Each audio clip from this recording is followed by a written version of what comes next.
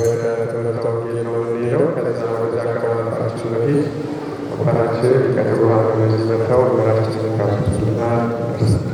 በስመ አብ ወወልድ ወመንፈስ ቅዱስ አሐዱ አምላክ አሜን። የተወደዳችሁ ክርስቶስ ቤተሰቦች እንደምን አደራችሁ? አባታችን መልአከ ብስራት አብርሃም ዲበኩሉ የቦሌ ደብረ ሰማዕታት ቅዱስ ገብርኤል አርሴማ ቤተክርስቲያን አስተዳዳሪ፣ የተከበሩ ቄስ ድረስ ብሩክ አለቆ፣ የተወደዳችሁ ዲያቆናት፣ የተከበራችሁ አባቶች፣ እናቶች እንደምን አደራችሁ? እንደምን አደራችሁ? እንደምን ከረማችሁ? ይዘራል ይዘራል ባለፈው ሰዓት እኔ ያደረገኝ ዛሬ ተቀጣ ባላገኝ ነገር ነው እና እንግዲህ ለትምህርቱ በብዙ ራሳችንን ሞቅ እናደርጋለን ማለት ነው። ታሪካችንን ከዚህ ሳምንት ጌታችን የሚጠሩት እሳቸው ዛሬ ትምህርት ሲያስተምሩናል ዘምሩልናል። ለዚህ ጊዜ ግርዱንም እየተቋቋሙ ቢሆን እዛ ደግሞ አይደለም እዛ እሳቸው የኢትዮጵያ ብቻ በረደ ምትት እና ግን ይበርዳል በዛ እና ስለዚህ ቻላ ነገር እንከታተላለን። እግዚአብሔር ፈቃድ ሆኖ ዛሬ መናገር እግዚአብሔር ያዘጋጀው መናገር ነው። በእውነት በመነግራችሁ ምን ያህል ታስበ በፈቃዱ ቅዱስ እግዚአብሔር በዘቀነው በስበት አዋልበት ቀን ያንን የቅዱስ ሚካኤል የጊንጪ ቤተክርስቲያን አገልጋይ ዛሬ ወሬ እንዳያለ ምንጭ ነበሩትን ተወዳጆች በጌታ ቢሎኩ ባቀረባቸው ብዙዎቻችን ያስተማሩ ናቸው። እሳቸው ናቸው። ከቀሲስ ሴጀኔ ጋራ አብረው ድቁና እዚህ መካከላችን ስራቸው ያገለግሉ እንጂ ከእሳቸው ጋር ድቁና የተቀበሉ ሰው አሉ። መካከላችን በልጅነታቸው በሰባት ዓመት ነው አመዘረቱ ቀሲስ ሰባት ዓመት ነው በኢትዮጵያ ማለት ነው። ስለዚህ የጊንጪ ቅዱስ ሚካኤል የልጅነት አገልግሎታቸው ከዛ የጀመረ ነው። እዛ በኋላ ለምታቁ በአጥቢያ ቤተክርስቲያናት በአውሮፓም በአሜሪካ እያገለገሉ አሁን ደግሞ ሰዓት የተመሰረቱበትን የቅዱስ አርሴማ ስርዓት ቤተክርስቲያን ያስጋሩ ናቸው። እሳቸው የዕለት ትምህርት ያስተምሩና እንግዲህ ዝማሬውን ወደ እሳቸው እናደርጋለን። ከተባባላቸው በስመ አብ ወወልድ ወመንፈስ ቅዱስ አሐዱ አምላክ አሜን። ስብሐት እግዚአብሔር በሰማያት ለዘአብጽሐነ ወአቀበለ እስከ ዛቲ ሰዓት። በሰማይም በምድርም የሚኖር በሰማይና በምድር ያሉ ፍጥረታትን ሁሉ ፈጥሮ የሚገዛ አምላካችን እግዚአብሔር ሁላችንንም በዚህ ሰዓት በቤቱ እንድንገኝ ስለፈቀደልን ዘላለማዊ ስሙ የተመሰገነ ይሁን። ጌታ ሆይ በዚህ ሰዓት እኛ ባሪያዎችህን በመካከላችን ተገኝተህ እንድታስተምረን፣ እንድትመክረን፣ እንድትገሥጸን እንለምንሃለን። ለዘላለሙ አሜን። የተከበሩ የተወደዱ ክቡር አባታችን ሊቀ ትጉሃን ቀሲስ አብርሃም የዚህ የታላቁ ካቴድራል አስተዳዳሪ፣ የሁላችሁም እረኛና ጠባቂ፣ ክቡራን አይንተ እግዚአብሔር ካህናት፣ ላይካነ ምስጢር ዲያቆናት፣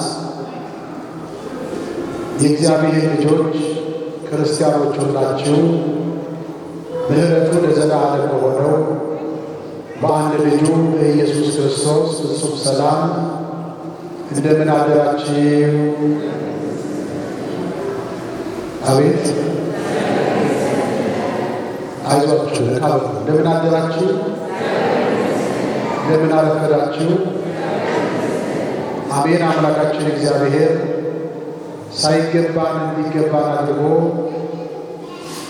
በቅድስናው አደባባይ ስላሰባሰበን ክብርና ምስጋና ለስሙ ይሁን። አክሊለ ምክህነ ወቀዳሚተ መድኃኒትነ ወመሰረተ ንጽሕነ ኮነ በማርያም የመመኪያችን ዘውድ የድኅነታችን መጀመሪያ የንጽሕናችን መሠረት በእርሷ ምክንያት ሆነ ተብሎ የተነገረላት የሁላችን እናት እመቤታችን አማላጃችን ቅድስት ድንግል ማርያም አማላጅነቷ፣ በረከቷ፣ ፍቅሯ በሁላችን ላይ ይደርብን። የታላቁ የገናናው መልአክ የቅዱስ ሚካኤል አማላጅነቱ፣ በረከቱ በሁላችን ላይ ይደርብን። እንዲሁም በዛሬው ዕለት ወርኃዊ በዓላቸው ታስቦ የሚውለው የጻድቁ አባታችን አባ ሳሙኤል ዘዋልድባ በረከታቸው በሁላችን ላይ ይደርብን። እንኳን አደረሳችሁ። እንኳን አደረሳችሁ። እንኳን አብሮ እስቲ ልብሳችሁ ገፋሉ። እንኳን አደረሳችሁ። ይችሙላችሁ ደርሳችኋል። ደርሰናል ብላችሁ ካመናችሁ እንኳን አደረሳችሁ። መቼም አልደረስኩም የሚል የለም ማለት አልደረስኩም የሚል ካሉስ እንኳን አደረሳችሁ። አለመድረስም አንድ ነገር ነው፣ መድረስም አንድ ነገር ነው። ያልደረሱ አሉ፣ የደረስን ደግሞ አለ። አባባሉ ቀላል ይመስላል፣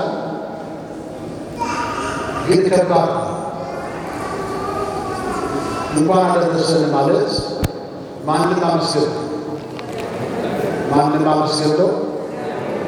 ምክንያቱም ለየትኛውም ሰዓት ለየትኛውም ደቂቃ ሊያደርስ የሚችል ማን ብቻ ስለሆነ እግዚአብሔር ብቻ ስለሆነ ማለት ነው። እንደ አምላካችን እንደ እግዚአብሔር መልካምና በጎ ፈቃድ የምንማርበት የትምህርታችን ርዕስ የናዝሬቱ ኢየሱስን አግኝተነዋል የሚል ነው። ረከብናሁ ለኢየሱስ ዘእምናዝሬት፣ የናዝሬቱ ኢየሱስን አግኝተነዋል። እስቲ ሁላችሁም ይህንን ካልበሉ የናዝሬቱ ኢየሱስን በሉት። አግኝተነዋል። የናዝሬቱ ኢየሱስን አግኝተነዋል።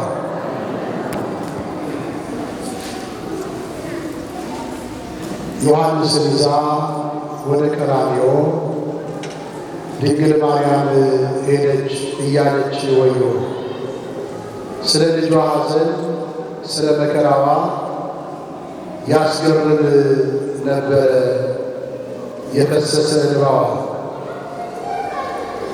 ይህን ዝማሬ የምታውቁት ምዕመናን አብራችሁ ትዘምራላችሁ። ከሰራሁት የንስሐ መዝሙሮች መካከል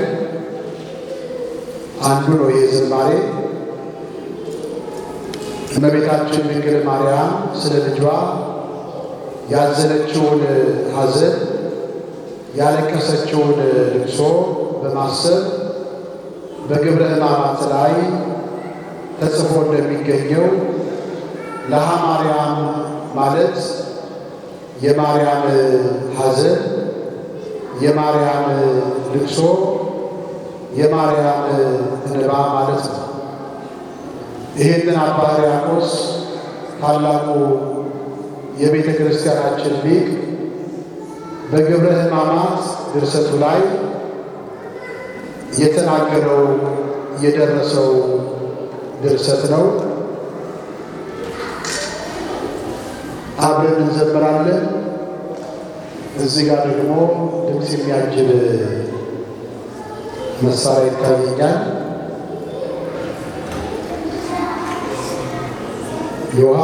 ዮሐንስ ይዛ ወደ ቀራንዮ ድንግል ማርያም ሄደች ያለች ወዮ ስለ ልጇ ሐዘን ስለ መከራዋ ያስገርም ነበረ የፈሰሰ እንባዋ ስለ ልጇ ሐዘን ስለ መከራዋ ያስገርም ነበረ የፈሰሰ እንባዋ ዮሐንስን ይዛ ወደ ቀራንዮ ድንግል ማርያም ሄደች እያለች ወዮ ስለ ልጇ ሐዘን ስለ መከራዋ ያስገርም ነበረ የፈሰሰ እንባዋ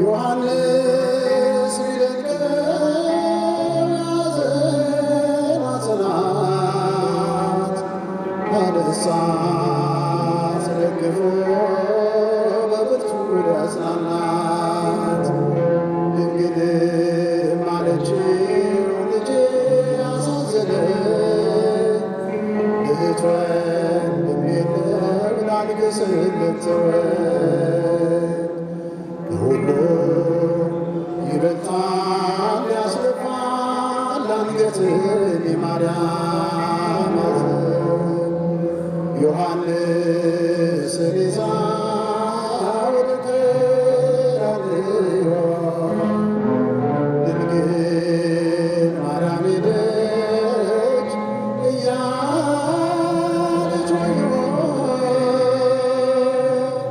ስለ ልጇ ሐዘን ስለ መከራዋ ያስገርም ነበረ የፈሰሰ እንባዋ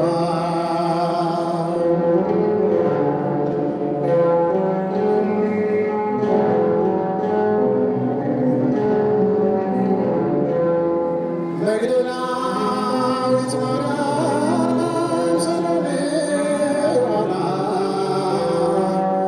ማርያምን አዩአት ጸንቶባት አዝኗ በልቅሶ አጣዕም ተነክቶ ልባቸው እንባን አፈሰሱ ውለታው ገብቷቸው ሁሉ ይበልጣል ያስደፋል አንገትን የማርያም ሐዘን ዮሐንስን ይዛ ወደ ቀራንዮ ድንግል ማርያም ሄደች እያለች ወዮ ስለ ልጇ ሐዘን ስለ መከራዋ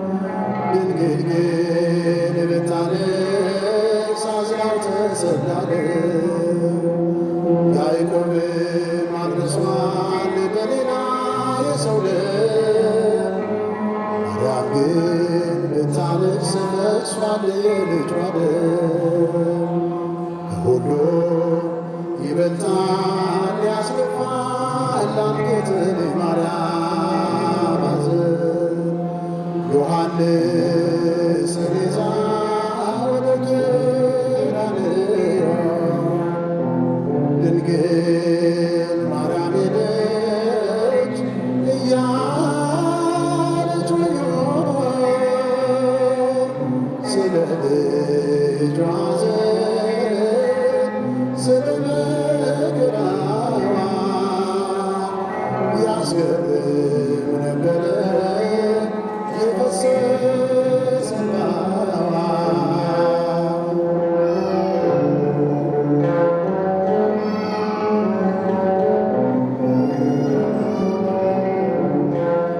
ጠብቶ ስላደገ የድንግል እናት ጡቷ መቆም አልቻለችም ስቃይ መጠማቱ በደም ተሸፍኖ ብታየው ውበቱ ለይልኝ አለችው ለሲናዋ ልብሷን ይበልጣል ያስደፋል አንገትን ማርያም አዘን ዮሐንስን ይዛ ወደ ቀራንዮ ድንግል ማርያም ሄደች እያለች ስለ ልጇ ሐዘን ስለ መከራዋ ያስገርም ነበረ የፈሰሰ እንባዋ።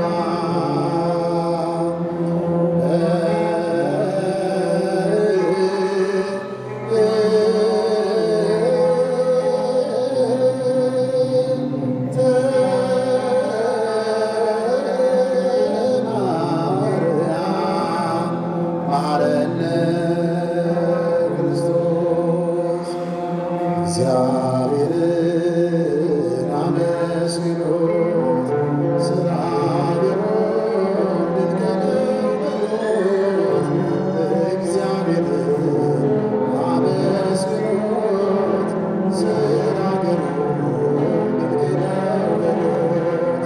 እግዚአብሔርን አመስግኖት ስራ ቢሆን ድንቅ ነው በሉት። እግዚአብሔርን አመስግኖት ስራ ቢሆን ድንቅ ነው በሉት። እግዚአብሔርን አመስግኖት ስራ ቢሆን ድንቅ ነው በሉት። እግዚአብሔርን አመስግኖት ስራ ቢሆን ድንቅ ነው በሉት። ሰማይን ያለ ምሰሶ ምድርን ያለ መሠረት ያጸና እርሱ ነው ስራ ድንቅ ነው በሉት። እግዚአብሔርን አመስግኖት ስራ ቢሆን ድንቅ ነው በሉት። እግዚአብሔርን አመስግኖት ልብ እያላችሁ ሰማይን ያለ ምሰሶ ምድርን ያለ መሠረት ያጸና እርሱ ነው ስራ ድንቅ ነው በሉት። እግዚአብሔርን አመስግኖት ስራ ቢሆን ድንቅ ነው በሉት። እግዚአብሔርን አመስግኖት ስራ ቢሆን ድንቅ ነው በሉት። ዝማሬውን በኋላ እንዘምራለን። ክራሪስቱ በጣም ጥሩ ነው። ትንሽ ግን ድምፁን መቀነስ ያስፈልጋል ነው እንዴ? ትታከማለች፣ ችግር የለም። እግዚአብሔር ከሁላችን ጋር ነው። ጉባኤያችንን ማን ይቆጣጠር? ማን ይቆጣጠር? እግዚአብሔር ይቆጣጠር። ዕለተ ሰንበት እንደመሆኑ መጠን የእረፍት ጊዜያችንን ከማን ጋር ከእግዚአብሔር ጋር ከሰኞ ጀምሮ እስከ ቅዳሜ ድረስ ያለውን ስራችንን እንዲባርክልን ዛሬ ከማን ጋር መዋል አለብን? ንገሩኝ። ከማን ጋር? ከእግዚአብሔር ጋር። ከእግዚአብሔር ጋር መቆየት፣ ከእግዚአብሔር ጋር መዋል ትርፍ አለው እንጂ ኪሳራ የለውም። የእግዚአብሔር ልጆች ፈያታዊ ዘየማን ታስታውሱታላችሁ። ከክርስቶስ ጋር በመስቀል ላይ የቆየው ጥቂት ደቂቃዎች ነበረ። ያተረፈው ትርፍ ግን ገነትን፣ መንግሥተ ሰማያትን ነው። ምድራዊ ነገር አላተረፈው፣ ሰማያዊ ነገር ግን አትርፏል። ሥጋዊ ነገር አላተረፈም፣ መንፈሳዊ ነገር ግን አትርፏል። ከማን ጋር ስለዋለ? አብሮ መዋሉ የመጨረሻ ዋጋው ምንድን ነው? እውነት እውነት እልሃለሁ ዛሬ ከኔ ጋር በገነት ትሆናለህ ነው ያለ። ከእግዚአብሔር ጋር ስንውል ስራችን ብቻ አይደለም የሚባረከው፣ የምናገኘው ደሞዝ ብቻ አይደለም የሚባረከው፣ እድሜያችን ብቻ አይደለም የሚባረከው፣ ለዘላለም የምንኖርበትን ሕይወት ነው እግዚአብሔር የሚያድለን። ለዘላለም ከእሱ ጋር የምንኖርበትን ሕይወት ያድለናልና ዛሬ የእረፍት ቀናችን እንደመሆኑ መጠን ከማን ጋር ነው የምንውለው? ከማን ጋር ነው ንገሩ። በዚህ ሰዓት ከስልጣናቸው ጋር ያሉ አሉ። በኃጢአት ጎዳና ሆነው ከኃጢአት ጋር እየተመላለሱ ያሉ አሉ። በተለያየ ሥጋዊ ተግባር ተጠምደው የሚውሉ አሉ። እኛ ግን ከነሱ በተለየ መልኩ ከማን ጋር ነን? ዛሬ የምታምኑ ሰዎች ንገሩኝ። ከማን ጋር ነው? ከእግዚአብሔር ጋር። እኛ ከእግዚአብሔር ጋር የሆንነው በዚህ ሰዓት በውጭ ካሉት ከዓለማውያን ሰዎች በጽድቅ እኛ በልጠን አይደለም። በማን ቸርነት ነው? በእግዚአብሔር ቸርነት ነው። ኃጢአታችንን በደላችንን ሸፍኖ ሳይቆጥርብን እያወቅን እንደማያውቀን ሆኖ በውስጣችን ያለውን ችግር እያወቀ ከባቴ አነሳነውና በደላችንን ሸፍኖ በማይገባን ቦታ መላእክት ተነጥፈው እሱም በሚያመሰግኑበት ቦታ እንድንቆም ቃሉን እንድንማር የፈቀደልን ማን ነው? ክብር ምስጋና ለስሙ ይሁን። አመስግኑት እግዚአብሔር። የናዝሬቱ ኢየሱስን በሉ ውስጥ ድምፃችሁን ከፍ አድርጉ። ግድ የላችሁ አግኝተነዋል። የናዝሬቱ ኢየሱስን አግኝተነዋል። ይህን ቃል የምናገኘው የዮሐንስ ወንጌል ምዕራፍ 1 ቁጥር 45 ላይ ይህን ቃል የተናገረው የጌታ ደቀ መዝሙር የሆነው ፊልጶስ ነው። ዛሬ በቤተ ክርስቲያናችን አጠራር የዛሬው በዓል ስብከት ይባላል። ምን ይባላል? ይኸው አንድ ነገር እንተማለን። ትምህርታችን ጥያቄ ምንና መልስ ይበዛዋል።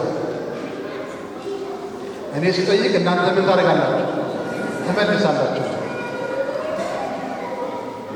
የዛሬው በዓል ምን ይባላል? ስብከት ይባላል። ይሄ ዘመነ ስብከት የሚባለው ከታኅሳስ 7 ጀምሮ እስከ 13 ድረስ ዘመነ ስብከት ተብሎ ይጠራል በቤተ ክርስቲያናችን። ስብከት የተባለው ለምንድን ነው ስንል ነቢያት ስለ ክርስቶስ እንዲወለድ ወደዚህ ዓለም እንዲመጣ የተናገሩትን ትንቢት መሠረት አድርጎ በኋላ ደግሞ ሐዋርያት ዓለምን ዞረው ክርስቶስን መስበካቸውን ምክንያት አድርጎ ስያሜውን የሰየመው ቅዱስ ያሬድ ነው። ቅዱስ ያሬድ የዛሬውን ዕለት ምን ብሎ ጠራው? ስብከት ብሎታል። ስለ ክርስቶስ የሚነገርበት፣ ስለ ክርስቶስ የሚሰበክበት፣ አዳኝነቱ የሚሰበክበትና የሚነገርበት ስለሆነ ምን ተብሎ ጠራ? ስብከት ተብሎ ተጠርቷል። የዛሬው በዓል ማለት ነው። ታላቅ በዓል ነው። በቤተ ክርስቲያናችን ተደራራቢ በዓል ነው የዛሬው በዓል። በሌላ መልኩ ቅዱስ ሚካኤል ወራዊ በዓሉ ይታሰባል። ክብር ምስጋና ለስሙ ይሁን። አባ ሳሙኤል ዘዋልድባ በዓላቸው ይታሰባል፣ ይከበራል። በረከታቸው ይደርብን። አንድም ዕለተ ሰንበት ከብዙ በዓላቶች ብዙ በረከት እንድናገኝ የፈቀደ አምላክ ክብር ምስጋና ይግባው። እንዲህ ይላል ዛሬ የተነበበው ወንጌል ሲጀምር ወበሳሊታ ፈቀደ ይሁር ገሊላ ወረከቦ እግዚእ ኢየሱስ ለፊልጶስ ወይቤሎ ትለወኒ። በነገው ኢየሱስ ወደ ገሊላ ሊወጣ ወደደ ይላል። ኢየሱስ ወደ ገሊላ ሊወጣ ወደደ። ወደ ገሊላ ሲሄድ በመንገድ ላይ አንድ ሰው አገኘ። ማንን ነው ያገኘው? ከ12ቱ ሐዋርያት አንዱ የሆነው ፊልጶስን አገኘውና ተከተለኝ አለው ይላል። ምን አድርጋለሁ? ተከተለኝ አለው። ቃሉን ስናየው ወደ ገሊላ ሊሄድ በወደደ ጊዜ ክርስቶስ መንገድ ላይ ማንን አገኘ? ፊልጶስን አገኘና ምን አድርጋለሁ? ተከተለኝ። ለጊዜው በእግር ተከተለኝ፣ ፍጻሜው ግን በሥራ ምሰለኝ ሲለው ፊልጶስና ጌታችን ኢየሱስ ክርስቶስን ያገናኛቸው አጋጣሚ ነው ወይስ ዓላማ ነው? እግዚአብሔር በአጋጣሚ የሚያገኘው ሰው የለም። እኛ መንገድ ላይ ስንሄድ አጋጣሚ የምናገኛቸው ጓደኞቻችን ሊኖሩ ይችላል። ወይ ባስ ውስጥ ሊሆን ይችላል፣ ወይ ትሬን ውስጥ ሊሆን ይችላል፣ ወይ ፕሌን ውስጥ ሊሆን ይችላል። በአጋጣሚ የምናገኛቸው ወዳጆቻችን ይኖራል። ፊልጶስና ጌታ ኢየሱስ ክርስቶስን ያገናኛቸው ግን አጋጣሚ ሳይሆን የጌታ ዕቅድ ነው። የማን ዕቅድ ነው?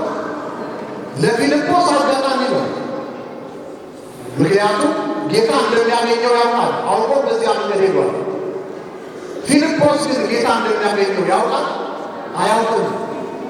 አንዳንድ ጊዜ እንዲህ ነው የሚሆነው። እኛ በምንሄድበት መንገድ ሳናውቀው ማን ያገኘናል? እግዚአብሔር ያገኘናል። ለተለየ ስራ ፈልጎን ከሆነ እግዚአብሔር ያገኘናል።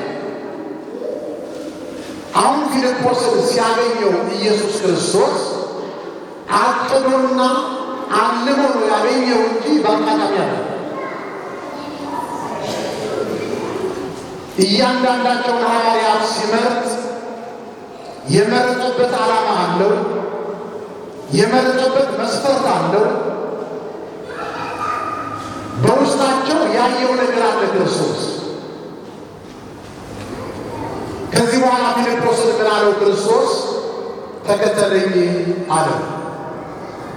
ፊልጶስም ይላል ከእንድርያስና ከጴጥሮስ ከተማ ከቤተ ሳይዳ ነበር። አብዛኞቹ ደቀ መዛሙርት የተጠሩት ከቤተ ሳይዳ ነው። ቅዱስ ጴጥሮስና እንድርያስ ቤተሰብ ናቸው። ኢየሱስ ክርስቶስ የአንድ ቤተሰብ ሰዎችን መርጧል። ጓደኛ ማቾችንም ደግሞ መርጧል። ጴጥሮስና እንድርያስ ከተገኙበት ከቤተ ሳይዳ ነው። ማን? ፊልጶስ። አብዛኞቹ ሐዋርያት የተጠሩት ከአሳ አጥማጅነት ነው። ከምን ተጠርተዋል? ከአሳ አጥማጅነት። ጴጥሮስና እንድርያስ ዮሐንስን ጨምሮ አሳ አጥማጆች ነበሩ። አብዛኞቹ ደቀ መዛሙርት ጌታ ሲመርጣቸው በሚገርም ሁኔታ ያሉበት ባህር ድረስ ሄዶ የመረጣቸው አሳቸውን ሲያጠምዱ ማለት ነው። በተለይ ደግሞ በርካታ አሳዎች የሚገኙበት የጥብርያዶስ ባህር ነው። በዚህ በጥብርያዶስ ባህር ላይ ብዙ አይነት አሳ አጥማጆች አሉ፣ ደቀ መዛሙርቱን ጨምሮ ማለት ነው። እንጀራቸው ነው፣ ስራቸው ነው፣ ኑሯቸው ነው። ደቀ መዛሙርቱ ሶስት አይነት አሳ አጥማጆች እንዳሉ መጽሐፍ ይነግረናል። እነዚህ ሶስት አይነት አሳ አጥማጆች ምንድናቸው ያለ እንደሆነ የመጀመሪያዎቹ አሳዎችን በመንጠቆ እየገደሉ የሚያጠምዱ ናቸው። ሁለተኛዎቹ ደግሞ አሳዎችን በብድግራ እያሰከሩ የሚያጠምዱ አሳ አጥማጆች ናቸው። ሶስተኛዎቹ ደግሞ በመረብ የሚያጠምዱ ናቸው። ከነዚህ ከሶስቱ ክርስቶስ ሲመርጥ የትኞቹን አሳ አጥማጆች ነው የመረጠው? በመረብ የሚያጠምዱትን። ለምን? ሁለቱ አሳ አጥማጆች አሳዎቹን ገለው ነው የሚያጠምዱት፣ ከባህር የሚያወጣቸው። በመረብ የሚያጠምዱት ግን ከነ ሕይወታቸው ነው የሚያጠምዱት። ደቀ መዛሙርቱን ገለው የሚያጠምዱ ሳይሆኑ በሕይወት የሚያጠምዱ ስለሆኑ ደቀ መዛሙርቱን መረጠ። ዛሬ ካህናት ማለት ምእመናንን በሕይወት የሚያጠምዱ እንጂ ገለው የሚያጠምዱ አለ። አለበለዚያም አስክሮ የሚያጠምዱ አይደለም። መረቡን ጌል ነው። አባቶቻችን ካህናት ምእመናንን ከሞት ወደ ሕይወት አጥምዱ ነው ያለ። ለዚህ ነው ደቀ መዛሙርቱ ከዚህ በኋላ አሳ ሳይሆን ሰውን የምታጠምዱ ትሆናላችሁ አላቸው። ካህን ማለት ምእመንን ገሎ የሚያጠምድ ሳይሆን፣ አስክሮ የሚያጠምድ ሳይሆን፣ አጭበርብሮ የሚያጠምድ ሳይሆን በሕይወት የሚያጠምድ ነው። ስለዚህ ደቀ መዛሙርቱ በመረብ በሕይወት የሚያጠምዱ ስለሆኑ አሳዎቹ እኮ መሞታቸው አይቀርም አይደለም። ለምግብነት ሲጠቀሟቸው የግድ ይሞታል። አሁን ደቀ መዛሙርቱ በሕይወት አጥምደው በኋላ ግን ለምግብነት ይገድሏቸዋል። ሰውን ሲያጠምዱ ግን ከዚህ ይለያል። የተገላቢጦሽ ነው። ከሞት ወደ ሕይወት ነው። ከሕይወት ወደ ሞት ሳይሆን ከሞት ወደ ምን? ከሞት ወደ ምን? ስለዚህ ካህናት ምእመናንን ሲያጠምዱ ከሞት ወደ ሕይወት ነው። ሞት ኃጢአት ነው። ሞት ክፋት ነው፣ በደል ነው፣ ምቀኝነት ነው። ይህ የሥጋዊ ሥራ ነው፣ የዓለም ተግባር ነው። ሕይወት ደግሞ ንስሐ ነው፣ እግዚአብሔር ልጆች። ሕይወት ደግሞ ጾምና ጸሎት ነው። ሕይወት ደግሞ ሥጋውና ደሙ ነው። ለዚህ ካህናት ከሞት ከዓለም ወደ ሕይወት ምእመናንን እንዲያጠምዱ በጌታ በኢየሱስ ክርስቶስ ታዘዋል። ፊልጶስን ተከተለኝ አለው ይላል። አስቀድሞ እግዚአብሔር ከአንድ ቤተሰብ ውስጥ እንድርያስን ጴጥሮስን መረጠ። አሁን ደግሞ ሁለት ጓደኛ ማቾችን ሊያስባቸው እግዚአብሔር ሲጠራ ቀጥታ ራሱ እግዚአብሔር ይጠራል። በጓደኛ በኩል ደግሞ ይጠራል። በካህን በኩልም ይጠራል። እግዚአብሔር የሚጠራበት መንገድ እጅግ በጣም ብዙ ነው። ብቻ ለመንፈሳዊ ነገር ስንጠራ እልክ እንዳይዘን እግዚአብሔር ልጆች፣ ለመንፈሳዊ አገልግሎት ስንጠራ እሺ ብለን መምጣት። ፊልጶስን ተከተለኝ አለው። ፊልጶስ ደግሞ ክርስቶስን እየተከተለ እያለ መንገድ ላይ ጓደኛውን አገኘ። ይገርማል። የፊልጶስ ጓደኛ ማን ነው? ናትናኤል ይባላል። ፊልጶስ ደግሞ ናትናኤልን አገኘውና ሙሴ በሕግ በመጽሐፍ የጻፈለትን ነቢያትም ስለ እርሱ የተናገሩለትን የናዝሬቱ ኢየሱስን የዮሴፍን ልጅ አግኝተነዋል። በኋላ እናየዋለን። ክርስቶስ የዮሴፍ ልጅ አይደለም። አንዳንድ ጊዜ መጽሐፍ ቅዱስ ላይ የሚቃረንና የሚጣረስ ነገር ልታገኙ ትችላላችሁ። ክርስቶስ የዮሴፍ ልጅ ነው ወይ? ንገሩኝ። ምን ሰምቷል ፊልጶስ? በአይሁድ መካከል ሲዘዋወር የዮሴፍ ልጅ እኮ ነው እያሉ ሲናገሩ ሰምቷል። ያደገው የት ስለሆነ? ዮሴፍ ቤት ስለሆነ። ዮሴፍ ግን ጻድቅ ሰው ነው። ድንግል ማርያምን ሊጠብቃት የቤተ መቅደስ ካህናት ሊቀ ካህኑ ዘካርያስን ጨምሮ ተስማምተውና ወስነው እግዚአብሔርን ምልክት ነግሯቸው ያ ምልክት በትክክል ደርሶ እንዲጠብቃት የተሰጠ ሰው እንጂ ድንግል ማርያም ለክርስቶስ ሌላ ልጅ አልወለደችም።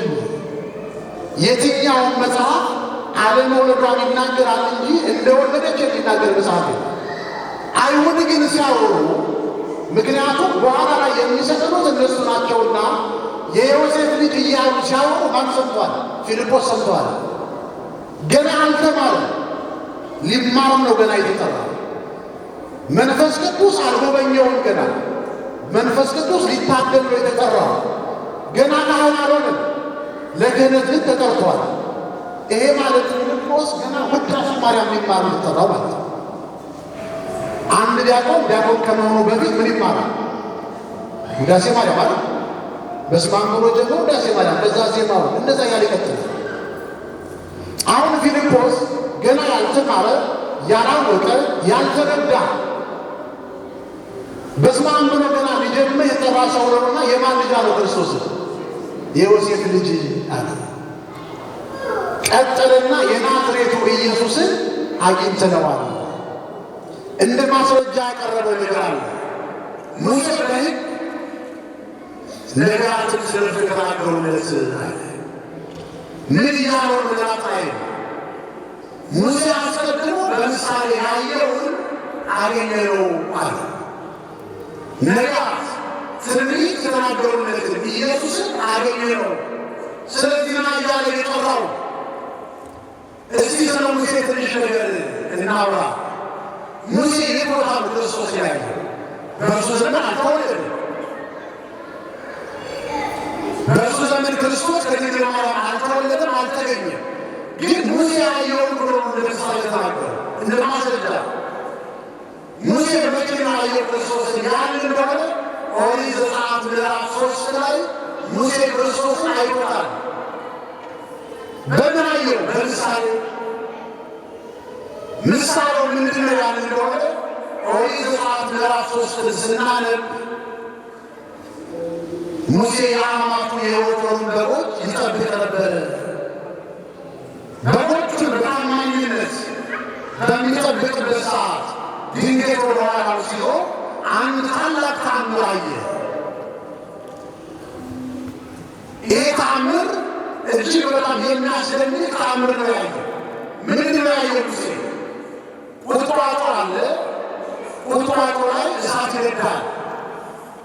ያ ቁጥቋጦ ግን አይቃጠልም። ይህ ተአምር ማየት አለብኝ ብሎ ዞር ሲል ድምፅ ሰማ።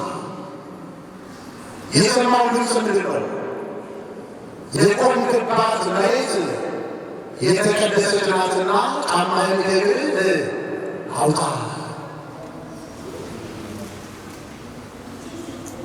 ኦሪት ዘፍጥረት ላይ ስናየው በአዳምና በሔዋን ምክንያት እንኳን ሰው ምድርን ተረግማለች። ያልተረገመ አዳምና ሔዋን ተረግመዋል፣ እባብ ተረግመዋል፣ ምድርም ጭምር ተረግማለች። በአንተ ምክንያት ነው ያለው እግዚአብሔር። በአንተ ምክንያት ምድር የተረገመች ትሁን እሾህና አሜከላ ምታብቅል ያለ። እዚህ ጋር ደግሞ ስናይ ነገር ተለውጦ የቆምክበት መሬት ምድር ምንድን ነው አለ? የተቀደሰ ነው። እግዚአብሔር ሁለት ቃል ይናገራል ማለት ነው። ምድር ረግሟታል፣ እዚህ ጋር ደግሞ የተቀደሰ ነው አለ። አባቶቻችን ይህንን ቃል ሳመሰክሩት በሚገርም ሁኔታ ሙሴ የቆመባት ምድር ለብቻዋ ያልተረገመች ምድር ናት። እሷም ናት እመቤታችን ድንግል ማርያም፣ ስሟ ለዘላለም የተመሰገነ ይሁን። የሰው ልጅ የተሰራው ከምድር ነው፣ ከአፈር ነው። ራሱ ሰውን ተረግሞ የተሰራበት መሬት ተረግሟል። ያልተረገመችው የመሳታት ያላገኛት በደም ያልተላለፈበት ንጽሕት ቅድስት ማን ብቻ ናት? ስሟ ለዘላለም የተመሰገነ ይሁን። ሙሴ የቆመባት ያቺ መሬት እመቤታችን ድንግል ማርያም ናት። ያያት እኮ ነው በመቁጠሪያው ድንግል ማርያም ኢየሱስን ብቻ አይደለም ያለው፣ ድንግል ማርያምን ሊመለከታት ነው። ይህ ቁጥቋጦ ውስጥ ይህን ታምር ሊጎ ሙሴ ወደ ቁጥቋጦ ሄደ። ምንድን የሚለው ቃሉ መሰላችሁ? መልአክ ታየው ይላል። ቁጥቋጦ ውስጥ ደግሞ እሳት ውስጥ ደግሞ መልአክ ታየው። ምን ታየው? ምን ታየው? መልአክ ይላል። አሁን ያ መልአክ የሚለው ደግሞ ይቀየርና ኦሪት ዘጸአት ምዕራፍ 3 ቁጥር 4 ላይ እግዚአብሔርን ሙሴ ወደ እርሱ እንደመጣ ባየ ጊዜ ይላል። አንድ ጊዜ መልአክ ይላል፣ አንድ ጊዜ ደግሞ ምን ይላል? እግዚአብሔር ይላል። መልአክ ነው ወይስ እግዚአብሔር ነው? ነገር ሁለቱንም ብንወስድ ያስኬዳል እንደ መጽሐፍ ቅዱሱ ቃል። ለምን? ንጉሥ ባለበት ሰራዊት አይታጣምና። መልአክ አየ ቢሉ ንጉሡ እግዚአብሔር ነው። እግዚአብሔር ባለበት ሰራዊት የማይጠፋ መላእክት ሰራዊት ናቸው። አንድም በቁሙ መልአክ ብሎ የጠራው ክርስቶስን ነው ይላሉ ሊቃውንት። ማንን ነው? መልአክ ማለት መልእክተኛ ማለት ነው። ምን ማለት ነው? መልእክተኛ ማለት ነው። ክርስቶስ መልእክተኛ ነው ወይ? አዎ። ከማን ተልኮ ነው የመጣው? ከአባቱ ከአብ። ለዚህ ነው አይሁድ አብን አሳየን ሲሉት እኔ ከአብ ተልኬ መጥቻለሁ እኮ ነው ያላቸው። እነ ፊልጶስ የተጠራጠሩበት ነገር ከአብ ተልኬ መጥቻለሁ ስላችሁ ማመን ነበረባችሁ። አብ ወልድን ላከው ማለት እንደ አባትና እንደ ልጅ መቀዳደም ወይም መበላለጥ የለባቸው። ይህ በምስጢረ ሥላሴ አስተምሮ ሁላችሁም ታውቁታላችሁ። በመለኮት በባሕርይ ይህን ዓለም በመፍጠር በመግዛት በማሳለፍ አንድ ናቸው። የግብር ሦስትነት አላቸው። አብ የራሱ ግብር አለው፣ ወልድም አለው፣ መንፈስ ቅዱስም አለው። ወደዛ አልገባም። ነገር ግን መልአክም አየ ቢባል እግዚአብሔር ባለበት መላእክት አይጠፉም ነው። ራሱ ክርስቶስን መልአክ ብሎ ይጠራዋል። መልእክተኛ ማለት ነው። ከአባቱ ከአብ ተልኮ መጥቷል። ወረድ ብሎ ደግሞ ምን ይላል? የአባቶች የአብርሃም የይስሐቅ የያዕቆብ አምላክ ነኝ ይለዋል። እዛ እሳት ውስጥ ያለው እሳት ውስጥ ያለው ክርስቶስ ነው ብያቸዋለሁ አይደል? አይደል? እንደገና ደግሞ ቁጥር 14 ላይ ምን ይላል?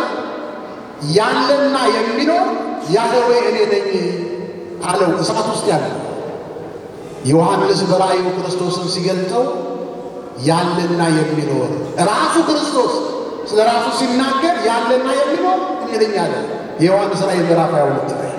ስለዚህ ሙሴ እሳት ውስጥ ያየው ማንን ነው ማለት ነው? ማንን ነው ነገሩ? ኢየሱስን። ኢየሱስ ማለት አትፍሩ። ምን ማለት ነው ኢየሱስ ማለት? ኢትዮጵያ ላይ ትልቁ ችግር ኢየሱስ የሚለውን ስም ለጴንጤዎች ሰጥተው እነሱ ስም ማን ሰጣቸው? ለነሱ የነሱ ኢየሱስ ሌላ ነው። የኛ ኢየሱስ ግን ይለያል አይደል? የእኛ ኢየሱስ መገለጫ አለ፣ የእነሱ ኢየሱስ ግን የለውም መገለጫ። የእኛ ኢየሱስ መገለጫ ምንድን ነው? መስቀሉ። እዛ መስቀል አለ አለው የለም። የእኛ ኢየሱስ መገለጫ ምንድን ነው? ድንግል ማርያም። ሰብአ ሰገል እኮ ኢየሱስን ያዩት ከድንግል ማርያም ጋር እንጂ ብቻውን አይደለም። ይህ ምስለ ፍቁር ወልዳ ስዕሏን አታዩ? ማንን ታቀፋል? እንደዚህ እኮ ነው ሰብአ ሰገል ያዩዋት። የእኛ ኢየሱስ መገለጫ ወይ ድንግል ማርያም መስቀሉ። የእኛ ኢየሱስ መገለጫ አለው ቤተልሔም የተወለደበት ቤተልሔም አለ እዛ ጋር አለው የለም።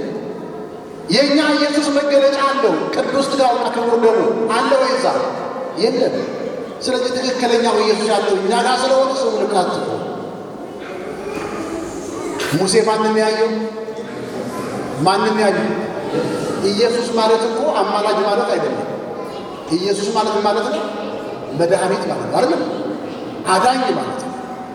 የሚያድን ሰው በቃ ያድናል እንጂ ያለ ባጭር ቋንቋ ማለት ነው።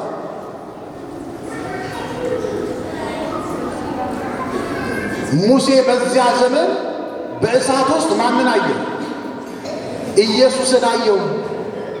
ለዚህ ነው ፊልጶስ ሙሴ አስቀድሞ በሕግ በትንቢት በነቢያት በዚያ በኦሪቱ ያየው የናዝሬቱን ኢየሱስን አግኝተነዋል ያለው። ለዚህ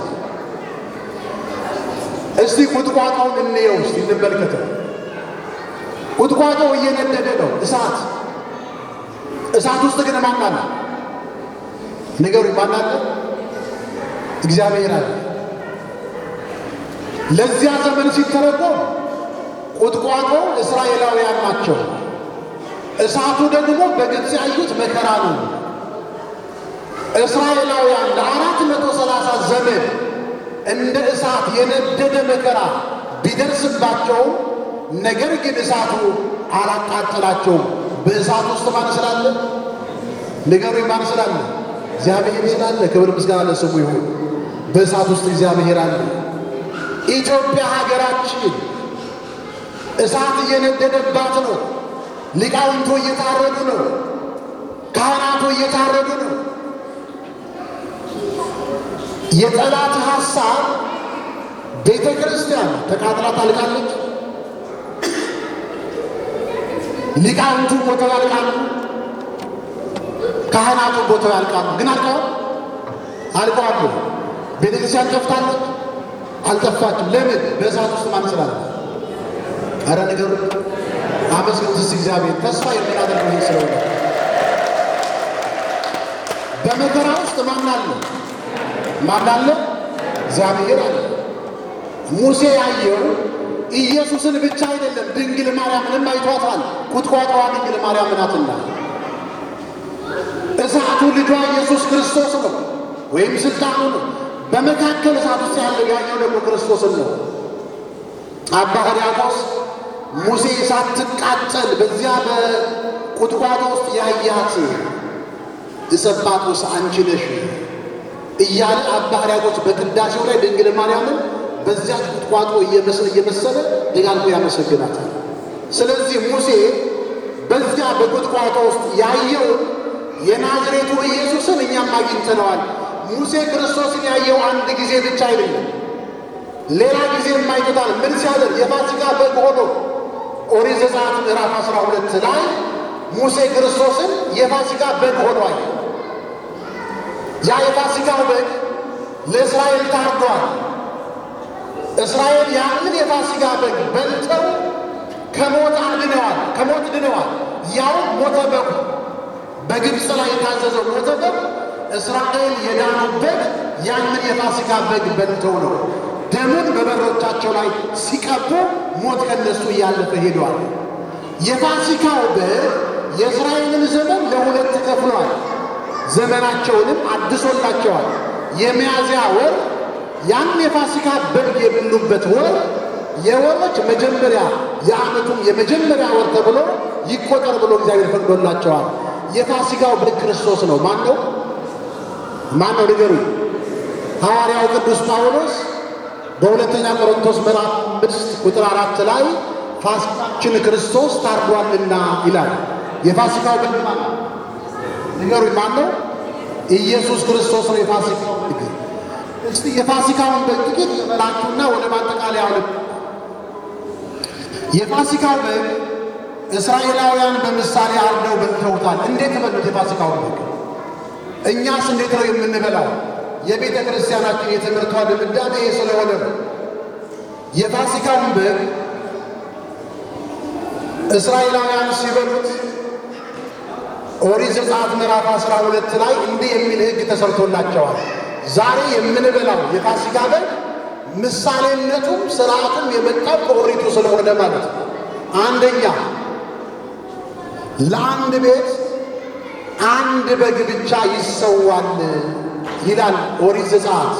ለአንድ ቤት ስንት በግ? ስንት በግ? ዓለምን ጠቅላላ አንድ ቤት ያደረጋትና ክርስቶስ ለዓለም የተሰዋው አንድ በግ ክርስቶስ ብቻ ነው። ሌላ መስዋዕት የለም። የኦሪቱ መስዋዕት በአዲስ ኪዳን ሲሻር አንድ በግ ብቻ ነው የታረደው። እርሱም ማን ነው? እርሱም ማን ነው? ንገሩ። ኢየሱስ ክርስቶስ ነው። ሁለተኛ ነውር የሌለበት ንጹሕ በግ እረዱ ብሏቸዋል እግዚአብሔር። ምን የሌለበት? ነውር የሌለበት፣ ጸጉሩ ያላረረ፣ ቀንዱ ያልከረከረ፣ ጥፍሩ ያልዘረዘረ ንጹሕ በግ ፈልጋችሁ እረዱ አላቸው። ይሄ ማለት የፋሲካችን በግ ክርስቶስ ንጹሕ ባህሪ ነው። ምንም ኃጢአት የለበትም፣ በደል የለበትም። የምንበላው ሥጋ የንጹሕ የክርስቶስን ሥጋ መሆኑን ሲያስተምረን ነው። ሦስተኛው በጉ የ1 ዓመት ይሆን አላቸው። የስንት ዓመት ንገሩ? የስንት ዓመት? በግ 1 ዓመት ሲሆነው ለመታረድ ትክክለኛ የዕድሜ ደረጃ ላይ ይደርሳል። ክርስቶስን በጎልማሳ ዘመኑ በ33 ዓመቱ 33 ዓመት የአንድ ጎልማሳ ሰው ዕድሜ ነው። በዚህ የዕድሜ ደረጃ ክርስቶስን መስቀል ላይ መሰዋቱን ሲያስተምርን ነው። ሌላው የፋሲካውን በግ ሲመሽ ረዱት አላቸው። ምን ሲሆን? ምን ሲሆን? ሲመሽ። እኛም ሥጋው ደግሞ ክርስቶስ የታረደው በምሽት ሰዓት ነው። ታስታውሳላችሁ፣ መስቀል ላይ ያለ ክርስቶስ ከ6 ሰዓት እስከ 9 ሰዓት ምን ሆነ ይላል? ጨለማ ሆነ። በዚያ በጨለማው ሰዓት ፋሲካችን ክርስቶስ ታረደ። ለዚህ ነው ሲመሽ በጉን ረዱት የተባሉት። ሌላው በጉን ስታርዱ ከመራራ ቅጠል ጋር ብሉት ይላል። ከምን ቅጠል ጋር? ከምን ቅጠል ጋር? ከመራራ ቅጠል ጋር። መራራው ቅጠል ምንድን ነው የሚያስተምረን?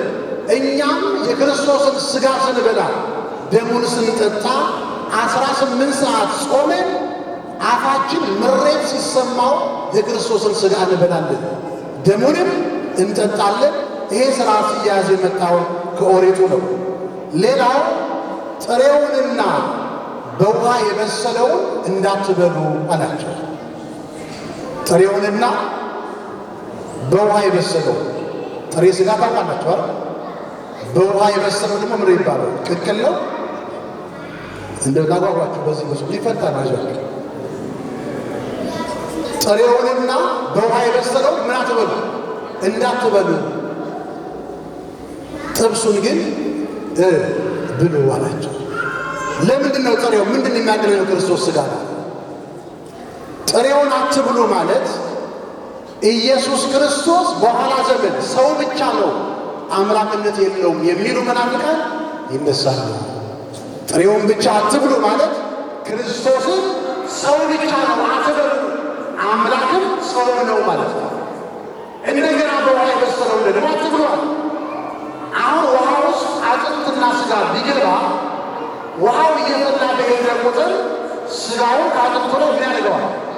ያላቅቀዋል። ማላቀቅ ብቻ የለም፣ በጣም እየበዛ ሄደ ደግሞ ወደ ውሃነት ይለውጠዋል። አሁን በዚህ ክርስቶስ ሥጋን ሲዋሃድ አውጣቂ የተባለ መናፍቅ አለ። በ325 ዓመተ ምህረት አውጣቂ ምንድን ነው ያለው? መለኮት ከሥጋ ጋር በተዋሃደ ጊዜ መለኮት ሥጋን ዋጠው መጠጠው፣ የሥጋ ባህሪ የለም። እንደዚህ አትበሉ። ስለዚህ በውሃ የጠበሰው ሥጋ ወደ ውሃነት ይለወጣል። ሥጋው የለም መለኮት ብቻ ነው የሚሉ መናፍቃን በኋላ ዘመን ይነሳሉና ይህንን አትብሉ፣ ጥብሱን ግን አድርጓል ብሉ፣ ጥብሱን ስንይዘው ስጋ ነው ግን ያቃጥላል። ውስጡ ምን ስላለ? እሳት ስላለ። መለኮትና ስጋ ተዋህዶ ስጋ ከመለኮት ጋር፣ መለኮት ከስጋ ጋር ሲዋሃዱ መለኮት የስጋን ገንዘቡ አድርጎ ተራበ፣ ተጠማ፣ ደከመ፣ በመስቀል ተሰቀለ፣ ሞተ፣ ወደ መቃብር ገባ። መለኮት ከስጋ ጋር ሲዋሃድ፣ ስጋ ደግሞ ከመለኮት ጋር ሲዋሃድ አምላክ ሆነ። ግዙፍ የሆነው ረቂቅ ሆኖ ባይሆን መካከል ተሰልጥሞ አምጧቸው ሄደ። ሲያልፍ አያዩትም ነበር፣ ግን ስጋ ነው። መለኮትን ስለተዋሃደ ግን ረቂቅ ሆነ። ምራቅ ወደ ምድር እንተት ብሎ አይነ ስውሩን ሲያድነው ምራቅ ብቻውን አልነበረም፣ ከመለኮት ጋር የተዋሃደ ምራቅ ነው፣ እንደ ሰዎች ምራቅ ነው። ስለዚህ ይህን ሲያስተምረን እሱ ምን አድርጓል? ትክክለኛ ክርስቶስን የሚገልጠው ምግብ እሱ ስለሆነ። ሌላው እንደው ትንሽ ያጠጠርኩባችሁ መሰለኝ፣ ወደ ታሪኩ እገባለሁ። ደሙ በቤታችሁ 3 አንጻር ይረጫል፣ መድረኩ ላይ ግን እንዳትረጩ ይላል። ጉበኑ ይቀባል፣ መቃኑ ይቀባል፣ ጉበኖቹ ይቀባሉ። 3 አንጻር በሥላሴ አምናችሁ የክርስቶስን ሥጋና ደም ተቀበሉ ማለት ነው። ወደ መሬት አይረጭም። ሐዋርያው ቅዱስ ጳውሎስ በዕብራውያን 10:29 ላይ ማንም የክርስቶስን ደም እንዳይረጭ መሬት ላይ ቢረጭ በእግራቸው ይረጩታል ስለ ክብሩ። ይሄ በአዲስ ኪዳንም የምንጠቀምበት ስርዓት ስለሆነ መጻተኛና እንግዳ እንዳይበላው በሉ። መጻተኛና እንግዳ ማለት ንስሐ ያልገባ ሰው አይብላው ማለት ነው። ሥጋው ደግሞ ከማታቸው በፊት ምናደርጋለን? ንስሐ መግባት ያስፈልጋል። ንስሐ ያልገባ ሰው ግን እንዳይበላው ያምንበት። በአዲስ ኪዳንም የክርስቶስን ሥጋና ደም ለመብላት ንስሐ መግባት ያስፈልጋል ማለት ነው። ያልተገረዘ እንዳይበላ ተከልክሏል። ሃይማኖት የሌለው ማለት ነው። በአብርሃም ዘመን ያልተገረዘ የእግዚአብሔር አማኝ ይባላል። የአብርሃም ዘሮች የሚባሉት የተገረዙ ናቸው። ያልተገረዘ ማለት ሃይማኖት የሌለው መናፍቁ መጥቶ እንዳይበላው የክርስቶስን ሥጋና ደም። ለዚህ ነው ክርስቶስ ሲያስተምር የተቀደሰውን ለውሾች አትስጡ ብሎ ያስተማረው። ለዚህ ነው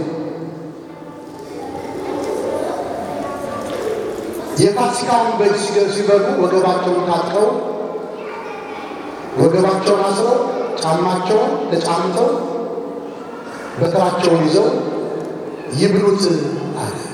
ወገብ መታጠቅ ማለት የንጽሕና ምሳሌ ነው። በንስሐ ንጹሐን ሆናችሁ የክርስቶስን ሥጋና ደም ብሉ ማለት ነው። ጫማ መጫማት ማለት ደግሞ ምግባር ማለት ነው።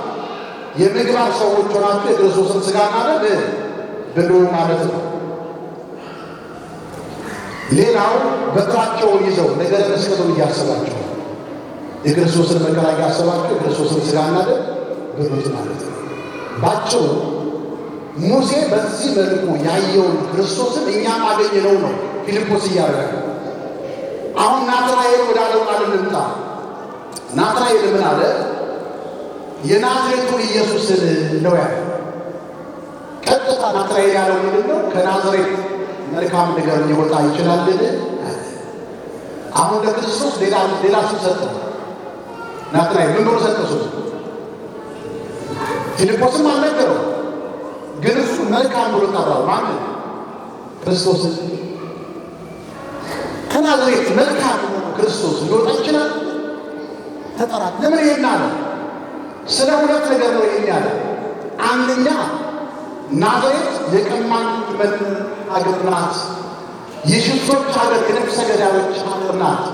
የዘማውያን ሀገር ናት። በዓለም ላይ የሚሰራ ኃጢአት ሁሉ የሚሰራባት ሀገር ናት። ከዚያች ከተማ እንዴት መልካሙ ክርስቶስ ሊወጣ ይችላል? አንደኛው ይሄ። ሁለተኛው የሚያለበት ምክንያት ናትናኤል የበለስ ዛፍ ስር ተቀምጦ መጻሕፍትን ያነብ ይመራመር ነበር። ስለማን? ስለ ክርስቶስ። መጻሕፍትን ሲያነብ ያገኘው አንድ ቃል አለ። እሱ ምንድን ነው? ዋንቲት ቤተልሔም ምድር ኤፍራታ ኢትትያቲ ንግሥት ይሁዳስ እምኔኪ ይወፅእ ንጉሥ ዘይርእዮ ለሕዝበ እስራኤል። አንቺ ቤተልሔም የኤፍራታ ምድር ሆይ ከይሁዳ ነገሥታት ከቶ አታንሺ፣ ሕዝበ እስራኤልን የሚጠብቅ ንጉሥ አንቺ ይወጣል። ትንቢቱን ያነበበው መጻሕፍትን ስትመረምር ክርስቶስ ከናዝሬት ሳይሆን ከየት ይወጣል የሚል ከቤተልሔም ከየት ይወጣል? ከቤተልሔም። ክርስቶስ የሚገኘው ከቤተልሔም ነው የሚል ስላነበበ እንዴት ከናዝሬት? ሊቃውንቱ ሳታርቁት በቤተልሔም ተወለደ ወበናዝሬት ተሐጽነ፣ በቤተልሔም ተወለደና በናዝሬት አደገ ይሉታል። ክብር ምስጋና ለስሙ ይሁን። አሁን ናዝራኤል መገኘት ያለበት ከቤተልሔም ነው አለ። እርግጥ ነው ከቤተልሔም ተገኝቷል፣ ከቤተልሔም ተወልዷል። ያደገው በቤት ነው።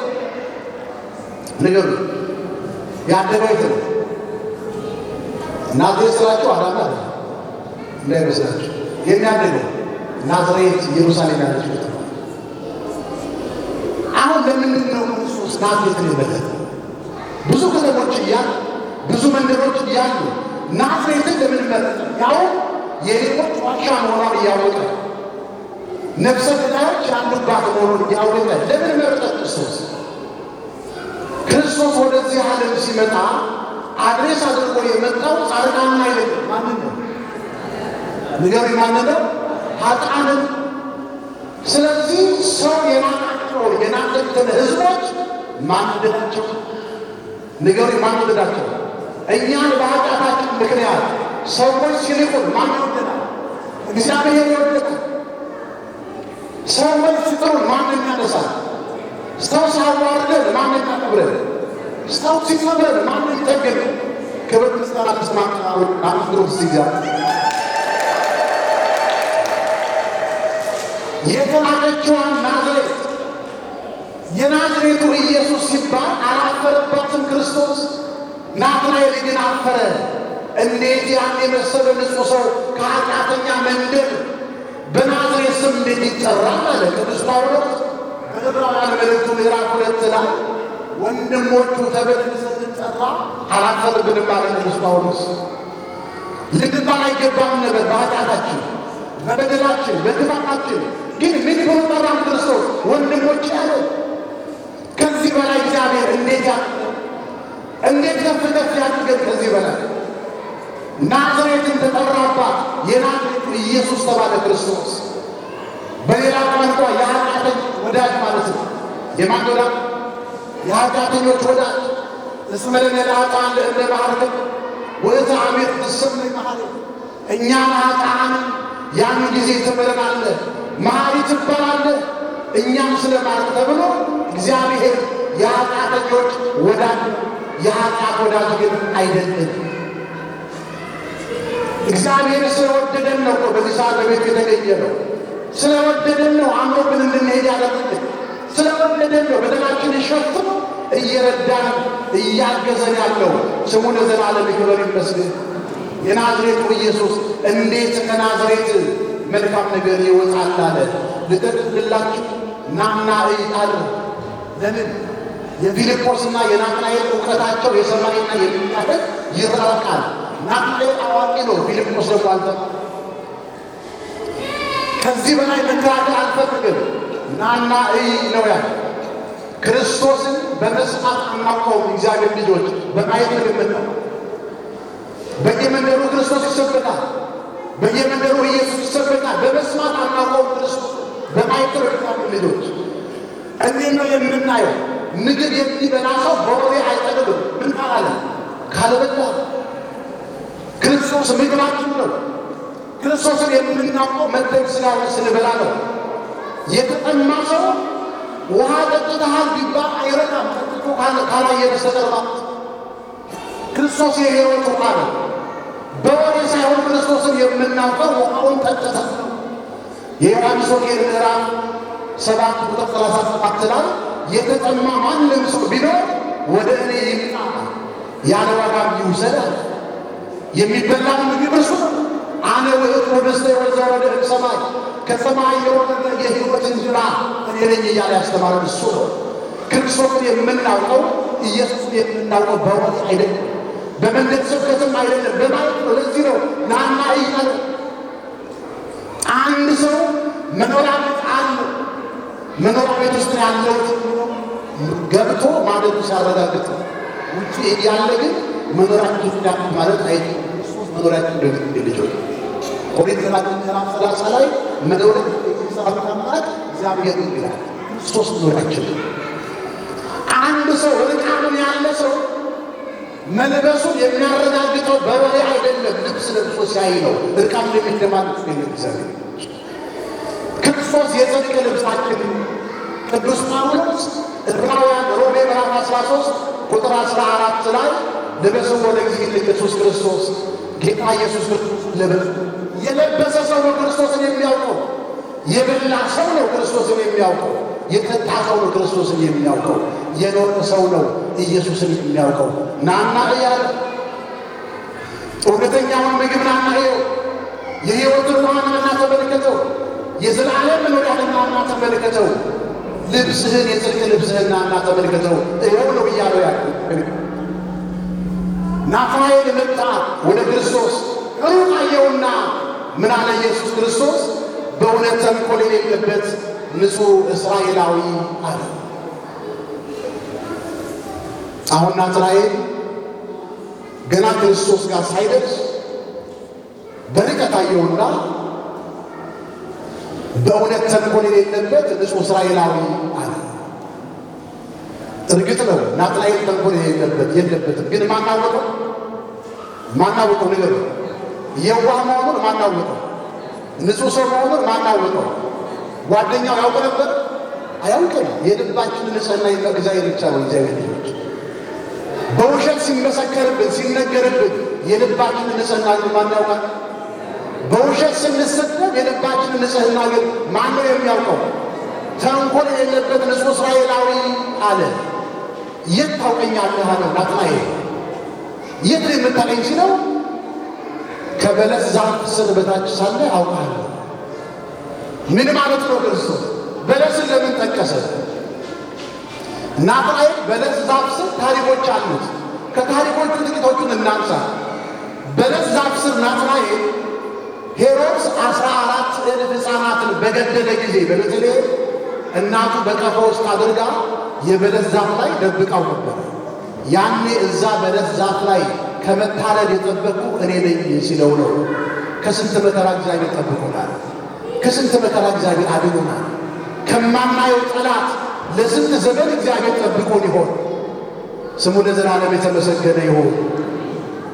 እዚያ በለስ ዛፍ ስር ሳለ ሌላው መጽሐፍትን ስትመረምር በለስ ዛፍ ስር ቁጭ ብለህ የነቢያትን ትንቢት ሙሴ ይህን እያነሳ ስትመረምር መጽሐፍትን ያኔ እኔን ስትፈልገኝ አውቃለሁ፣ አሁን በአካል ግን መጥቼልሃለሁ።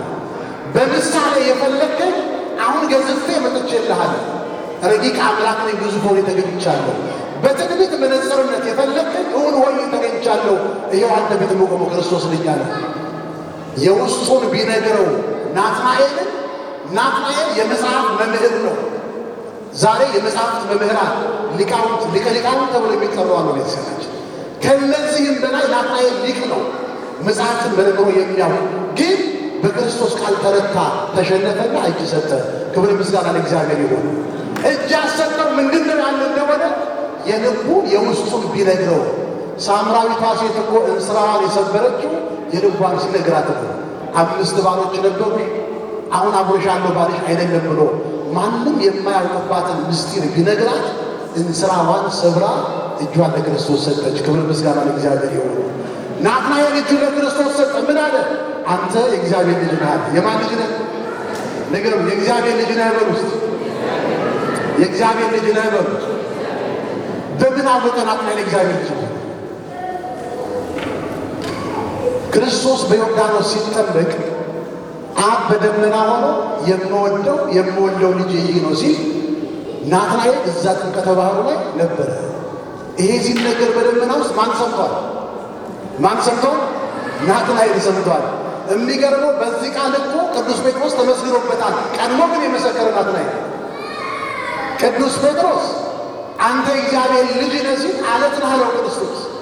በአንተ አለትነት ቤተ ክርስቲያን ለመሰረታለሁ አለና ሸለመ። ለናትናኤል ምን ተሸለመ? ቀድሞ ከጴጥሮስ ይልቅ ገና ደቀ መዝሙር ሳይሆን ነው ያው ገና ከመጠራቱ የማን ልጅ ነህ አለ? የእግዚአብሔር ልጅ የእስራኤል ንጉሥ ነህ አለው። ምን ተሸለመ ያለ እንደሆነ ሰማይ ተከፈተለት። ለማን? ለናትናኤል። ሰማይ መከፈት መዘጋት ኖሮበት አይደለም፣ ምስጢር እንዲገለጥለት መንፈስ ቅዱስን አሳደረበት ማለት ነው። ክብር ምስጋና ለእግዚአብሔር ይሁን። አንድም ናትናኤል የእግዚአብሔር ልጅ ነህ ብሎ ሰማያዊ ልደቱን ተናገረ። የእስራኤል ንጉሥ ነህ ብሎ ምድራዊ ልደቱን ተናገረ። ክርስቶስ ሁለት ልደታት አሉት። አንዱ ከአብ ያለ እናት የተወለደው፣ ሁለተኛው ደግሞ ከድንግል ማርያም ያለ አባት የተወለደው። ለዚህ ነው ወልደ ማርያም በትስብእቱ ወልደ አብ በመለኮቱ ብላ ቤተክርስቲያናችን የምታስተምረው። በመለኮቱ የአብ ልጅ፣ በሰውነቱ ደግሞ የማን ልጅ? የድንግል ማርያም ልጅ።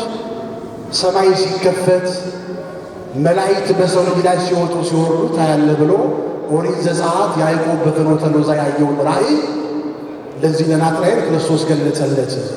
የመላእክት አገልግሎት በእኔ ላይ ሲፈጸም ታያለህ። ሰማይ ሲከፈት ከዚህ የሚበልጥ ነገር ታያለህ። የበለስ ዛፍ ስር አየው ስላልኩ አመንክ አለው። ገና ሙት ሳትነሳ ታያለህ። ዕውራን ሳበራ ብዙ ሺህ ሕዝብ አበርክቼ ሳበላ ስመግብ ገና ትመለከታለህ። ከዚህ የሚበልጥ ማየት ብቻ ሳይሆን አንተ ራስህ እኔ ከምሰራው ተአምር የበለጠ ትሰራለህ። እኔ የ4 ቀን ሬሳ አልዓዛርን ያስነሳሁት፣ ጣሊታን ያስነሳሁት፣ አንተ ግን 10 እና 20 ከዚያም በላይ ሙታን ታስነሳለህ አለው። ታሪኩ እዚህ ጋር ያበቃል። እግዚአብሔር ልጆች የናዝሬቱ ኢየሱስን አግኝተነዋል። በል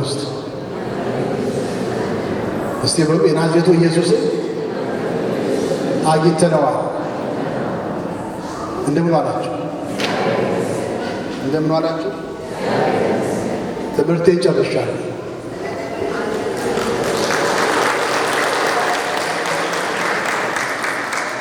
እንደው እንግዲህ ተባረኩ እናት ናቸው። እንኳን ጨረስኩ ትምህርት እኔስ ታረስማለህ ብዬ እያልኩ እድሜ ስጦት ሆነ ቃሉ ታሰማለሻለሁ ስል እልልታ እስቲ ለልበባ ጊዜ እናት ያስተማረን አምላካችን ክብር ምስጋና ይግባው። ያስተማረን አምላክ ክብር ምስጋና ይግባው። እኛም ዛሬ እግዚአብሔር በደላችንን ኃጢአታችንን ሳይቆጥርብን እንደ ናዝሬት ከተማ ልጆቼ ወንድሞቼ ብሎ ሲጠራን ያላፈረብን አምላክ ክብር ምስጋና ይግባው። ከእሱ ጋር ተጣብቀን ለዘላለም እንድንኖር አምላካችን እግዚአብሔር በቸርነት ሁላችንም ይርዳል። እውነት እኔ እዚህ በዚህ በመምጣቴ እጅግ በጣም ደስ ያለኝ የዚህ አውሮፓ ጉዞዬ ቀደም ሲል ከዛሬ 7 ዓመት በፊት በተደጋጋሚ እመጣ ነበረ። በዓመት 2 ጊዜ የመጣበትም ጊዜ ነበረ፣ ከኮሮና በፊት ማለት ነው። ከዚያ በኋላ ግን መጥቼ አላውቅም።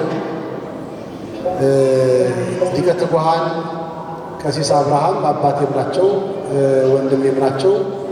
ቀደም ሲል በነበረኝ የአውሮፓ ሐዋርያዊ ጉዞ እዚህ ስመጣ ተቀባዬ ናቸው፣ አክባሪ ናቸው። በአሁኑ ስመጣ የመጣሁት ለ18 ቀን ብቻ ነው የመጣሁት። በእነዚህ ቀናቶች ውስጥ ግን የመጀመሪያው እሁድ እዚህ እንዳገለግል መደረጉ ያስደሰተኝ እጅግ በጣም ውስጤ ደስታ የተሰማኝ ነገር አለ።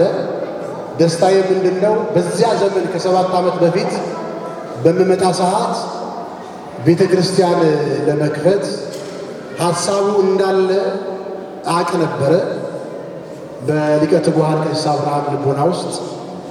እኔም ደግሞ የሐሳቡ ተካፋይ ሆኜ በጸሎት አግዛለሁ ብዬ ነበረ አይደል?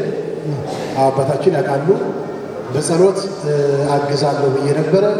እንደ አጋጣሚ ሆኖ ይህንን ወሬ ስናወራ ወንድሜ ጌቱም ነበረ። እኔም በጸሎት ኢትዮጵያ ሲሄድ አስባለሁ እናንተንም መድኃኔዓለም ይርዳችሁ ብዬ በደንብ መርቄ እውነት ለመናገር እኔም ጸሎት አድርጌበታለሁ። እዚህ አካባቢ ቤተክርስቲያን የሚከፈት ብዙ ምዕመናን አሉ። ቅርባቸው ስለሆነ ብዙ ምዕመናን ያቀፈ ቤተክርስቲያን ይሆናል የሚል እሳቤ ስላለ በልቤ እኔም ጸልያለሁ። አሁን ግን ስመጣ ደግሞ ቤተክርስቲያኑ ተመስርቶ ቅዳሴ ቤቱ ተከብሮ ያው በጸበሉ ፈዋሽ እንኳን በጸበሉ ደጁን የረገጠ ሁሉ እንደ ቃል ኪዳኑ መሰረት ከማንኛውም ደዌ ከማንኛውም ሕመም የሚፈወስ መጥምቀ መለኮት ቅዱስ ዮሐንስ መጥምቁ ዮሐንስን በማግኘታችሁ እኔም እጅግ በጣም ደስ ብሎኛል። እስቲ ደስ ብሏችሁ ከሆነ እግዚአብሔርን አመስግኑ። መቼም ሸንኮራ ዮሐንስ ያልሄደ ሰው አለ ብዬ አልገምትም። እዛ የረገጠ ሳይፈወስ አይመለስም። ቃል ኪዳኑ ከባድ ነው። መለኮትን ያጠመቀ ነው ዮሐንስና ለእሱ የተሰጠው ቃል ኪዳን ከሌሎቹ ቅዱሳን ትንሽ ከበድ ያለ ነው። እሱም የሠራው ሥራ ከሌሎቹ መለኮትን የማጥመቅ ታላቅ እድሉን ያገኘ ታላቅ ወንጌላዊ ነው። ከማኅፀን ጀምሮ የተባረከ የተቀደሰ በመንፈስ ቅዱስ የተቃኘ ነውና መጥምቀ መለኮት ቅዱስ ዮሐንስ እሱም በማግኘታቸው እኔም በጣም ደስ ብሎኛል። ደስም ስላለኝ ነው ይህን ያህል ደቂቃ ረጅም ደቂቃ ያስተማርኩት። ብዙ ደቂቃ ማስተማር አልወድም ነበረ። ደስታ ውስጤ ስላለ ነው ዝም ብዬ የተናገርኩት። ሰዓቱ ይሂድ አይሂድ የማውቀው ነገር የለም። ብቻ ሰንበቱ የእረፍት ቀን ነው። አብረን ብንውል ከእግዚአብሔር ጋር የሚከፋ ነገር የለውም ማለት ልክ አይደል? ስለዚህ እንኳን ደስ አላችሁ ለማለት ነው ባጭሩ። የሚገርማችሁ እንደመጣው ደግሞ ይሄን ቤተክርስቲያን ሳላይ ሌላ ቤተክርስቲያን ያስጎበኝ ሊቀ ትጉሃን ሌላ ቤተክርስቲያን ሲያስጎበኙ ሳየው እውነት ለመናገር ቤተክርስቲያኑ እንዴት እንደሚያምር ራሱ ቤተክርስቲያን ነው ቅርጹ እና ደስ የሚል ነው። ብቻ አይቼዋለሁ። አይታችሁታል። ወደ አዲስ ቤተክርስቲያን ወደፊት ቤተክርስቲያናችን ሊሆን የሚችለው ይሄ ነው እግዚአብሔር ከፈቀደ ብለው ሲያሳዩ እዛ ውስጥ ሆኜ ደግሞ ጸሎት አለ እንደው እግዚአብሔር እባክህ እንደው እዚህ ቤተ መቅደስ ውስጥ አስገባቸው። ያሉበት ምንድን ነው ስላቸው አይ ጊዜያዊ ነው እሱ የሚል ነገር ሲሉኝ እንደው መድኃኒዓለም መጥምቀ መለኮት ራስን የታውቅበታለህ። ቤትህ ይሄ ነው ያንተ፣ ቤትህን አስተካክል፣ እዚህ ቤት ውስጥ መግባት አለብህ ብዬ እውነት ለመናገር ለመጥምቁ ዮሐንስም ነግሬ ወደ እግዚአብሔር ጸልዬ ነው የወጣሁትና ቤተ ክርስቲያኑ እንዴት ደስ እንደሚል ውስጡ ደግሞ ሲገባ በቀጥታ ኢትዮጵያ ያለ ቤተ ክርስቲያን ይሄ ያው ስለተባረከ ቤተ ክርስቲያን ቅርጹ ግን ቤተ ክርስቲያን አይመስልም። ይመስላል አይመስልም ማለት በፍጹም አይመስልም። ግን ተባርኳል። የማን ቤት ነው? የእግዚአብሔር ቤት ነው። ስለተባረከ ማለት ጳጳሳት ስለባረኩት የእግዚአብሔር ቤት ነው። የቤተ ክርስቲያን ቅርጽ ያለው መንፈሱ ራሱ የሚያድስ ሌላ ቦታ ስላየሁኝ እዛ እንድትገቡ እግዚአብሔር ይርዳችሁ። አሜን በሉ። እንግዲህ አሁን ስመጣ ቤተ ክርስቲያኑ ተመስርቶ አገኘው። በቀጣዩ ስመጣ ደግሞ እዛ ገብታችሁ እንደማገኛችሁ እርግጠኛ ነኝ። ማን ይርዳን? ማን ይርዳን? እግዚአብሔር ይርዳን። እግዚአብሔር ይደግፈን። እስቲ አሁን ዝማሬ እንዘምራለን። ከተቀመጣችሁበት ብድግ በሉና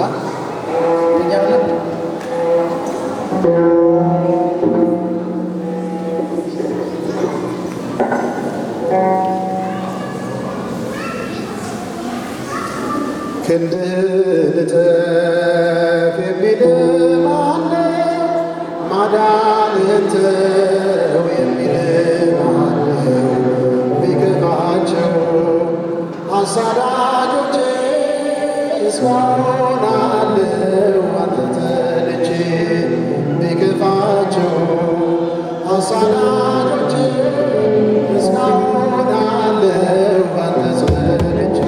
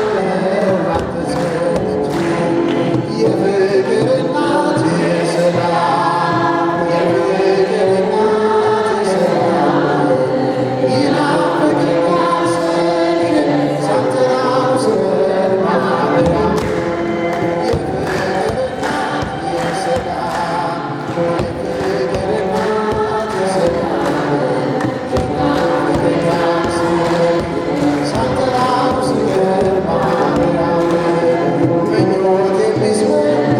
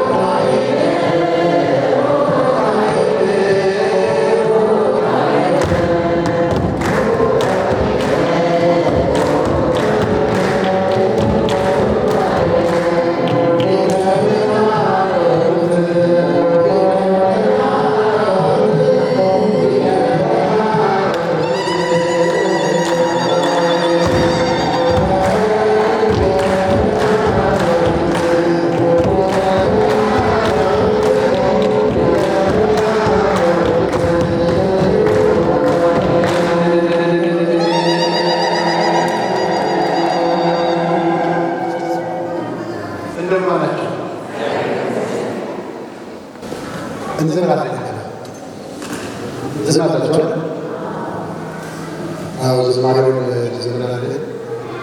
ጥሩ ነው ግን ትንሽ መጨጨባችሁ እንጂ ጥሩ ተዘምራላችሁ። ደግሞ በጣም ብዙ ናችሁ። ከዚህ በላይ እግዚአብሔር ያብዛችሁ። እንግዲህ ምናልባት ሰኔና ሰኔ ተገጣጥሞ እኔም ደግሞ እዚህ ከመጣው ዘንዳ እንደው ዝም ብዬ አገልግዬ ብቻ ከመሄድ ከዚህ በኋላ 2 እሑዶች ናቸው ያሉት የማገለግልባቸው። የዛሬ ሳምንት ገብርኤል ነው። አብስራ ገብርኤል የሚዘመረው የት ነው? ስዊዘርላንድ ነው። እዛ ገብርኤል ይከበራል። እዛ እናከብራለን ገብርኤል። ከዛ ደግሞ በሳምንቱ ኔዘርላንድ አምስተርዳም ገብርኤል ቤተክርስቲያን እንዲሁ ይህን መርሃ ግብር የያዘው ሀገረ ስብከቱ ስጋበዝም በብፁዕ አባታችን ምዕራብ የመጣሁት በዚህ በምዕራብ አውሮፓ እግዚአብሔር ፈቅዶና ወዶ ወደፊት ገዳማት የተመሰረቱ በዝግጅት ላይ ናቸው። የማን ፈቃድ ነው? የእግዚአብሔር ፈቃድ ነው እና እንግዲህ በእርግጥ ኢትዮጵያ እንኳን አትቀሩ ገዳም እዚህ ካለ ኢትዮጵያ ምን አስኬድ አትሉ ማለት የኢትዮጵያው አይቀርም። ግን እዚህ የአውሮፓ ላይ ገዳም መሰረቱ ደግሞ የሁላችሁም ደስታ ነውና አንድ ጊዜ መንፈስ ጨነቅ ሱባኤ ስንይዝ ሄድ ብለን ገዳማት ላይ ቆይተን መምጣቱ ለክርስቲያኖች በጣም አስፈላጊ ነውና እግዚአብሔር ፍጻሜውን ያሳምርልን። የምእመናኑ መዝሙር አሁን በጋራ ተዘምረው ነይነይብዬ ማርያም ነይነይ ቤዛዊተ ዓለም ታጭቀፋሉና ገብርኤል ያበሰረሽ ድንግል ማርያም ነይነይ ቤዛዊተ ዓለም ኧረ ነይ ነይ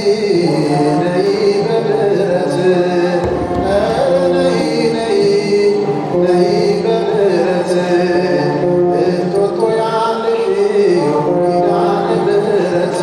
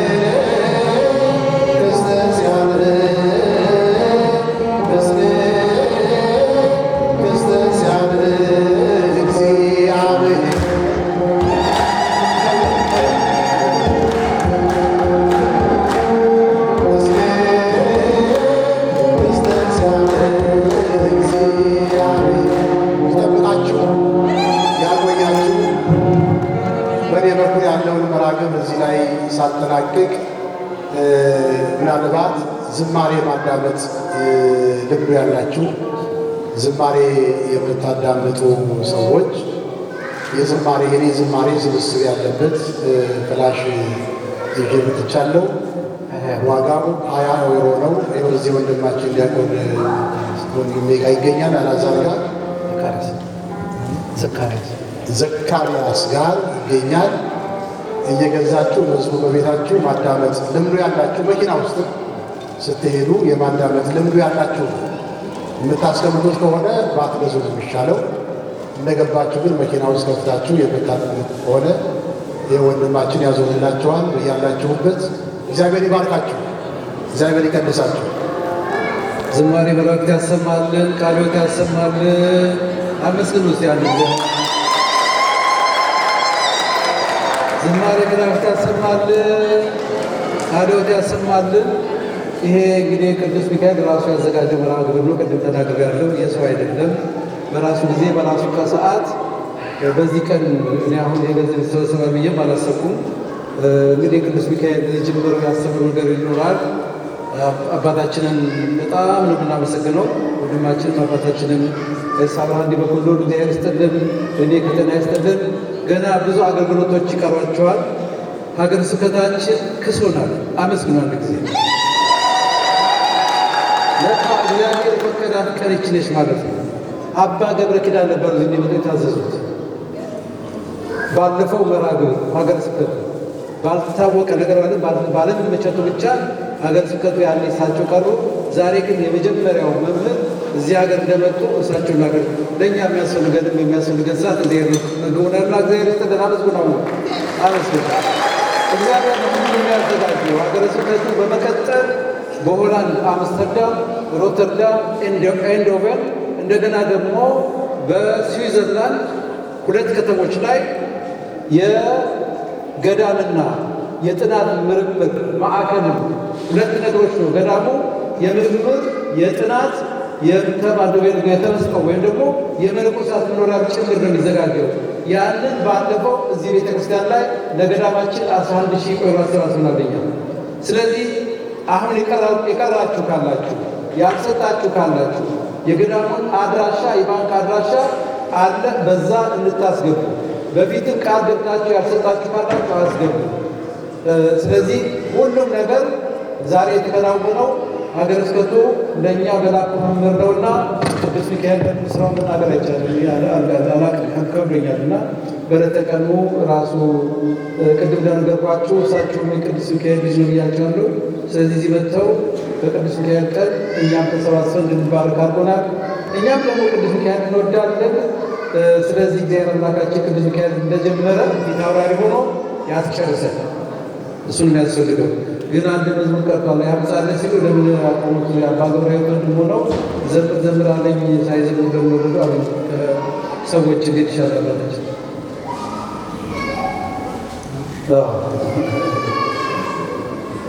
እና ከዛ አድኑ ይባላል።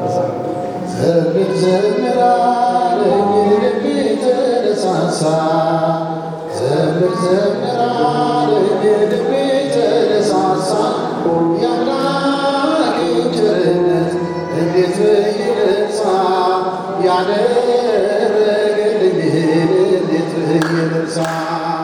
ዘምር አለኝ ልቤ ተነሳሳ፣ ዘምር አለኝ ልቤ ተነሳሳ፣ የአምላኬን ቸርነት እንዴት ብዬ ልርሳ፣ ያደረገልኝን እንዴት ብዬ ልርሳ። ይብዛ ቢሰማ የእግዚአብሔር ምስጋና፣ አይቆምም በዘመን ማዕበል ነውና፣ ክብሬን ሁሉ ትቼ ልዘምርለት፣ ይነው ችሎታዬ ላንተ ብሰጥ። ዘምር አለኝ ልቤ ተነሳሳ፣ ዘምር አለኝ ልቤ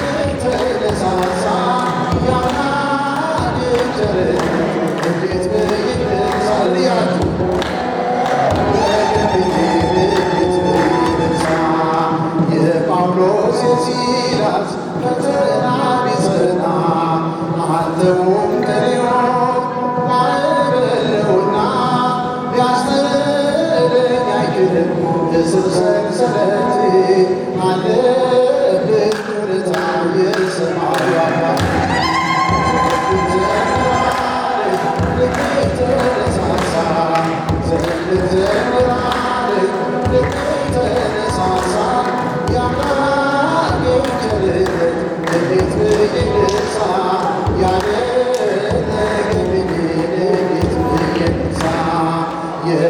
የተደረገለት ብዙ የተቀበለ ይኖራል በፍቅሩ እየተቃጠለ ክብሬን ወዶትቼ ልዘምርልህ ይህ ነው ችሎታዬ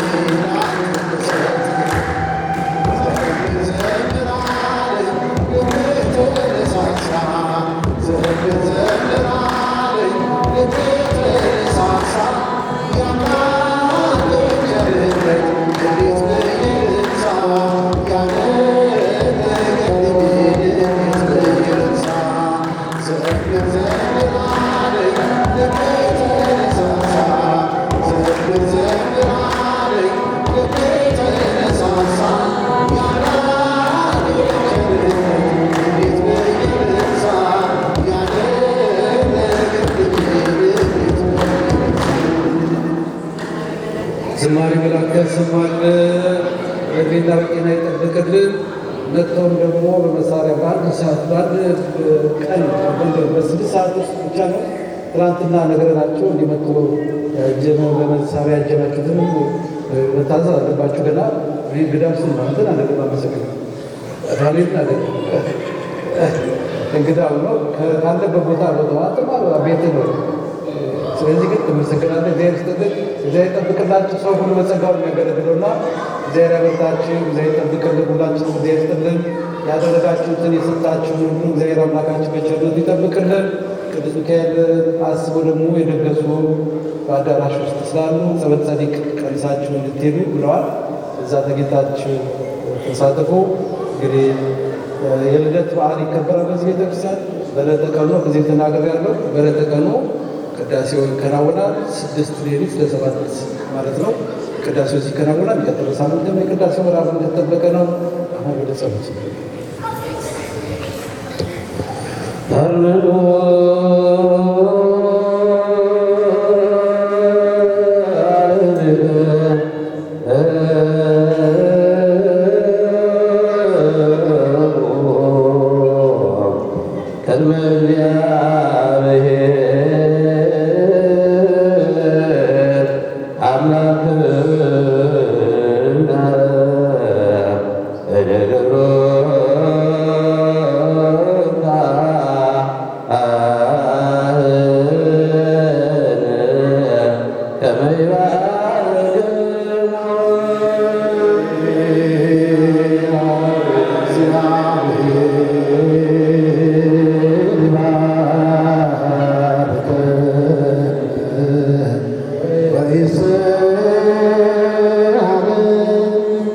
አቤቱ ሕዝብህን አድን ርስትህን እንባ አቤቱ ሕዝብህን አድን ርስትህን እንባ አቤቱ ሕዝብህን አድን ርስትህን እንባ ጠብቃቸው እስከ ዘላለምን ከፍ ከፍ አድርጋቸው በአንድ ልጅ በጌታችን በአምላካችን በመድኃኒታችን በኢየሱስ ክርስቶስ በገመደሙ ያቻት በሳሚዮን ጋር ቅድስት ቤተክርስቲያንን ጠብቃት ለነገሥታትና ለመኳንንት ቅዱስ ለሆነ ስም አበራቱን ስለጠራት በዚህች ቅድስት ቤተክርስቲያን መጥታችሁ ተሰብስባችሁ የጸለያችሁ የጌታችን የአምላካችን የመድኃኒታችን የኢየሱስ ክርስቶስ ቅዱስ ሥጋው የተቀበላችሁ ክቡር ደሙንም የጠጣችሁ በማወቅ ወይም ባለማወቅ የሠራችሁትን ኃጢአታችሁን ሁሉ ይቅር ይበላችሁ።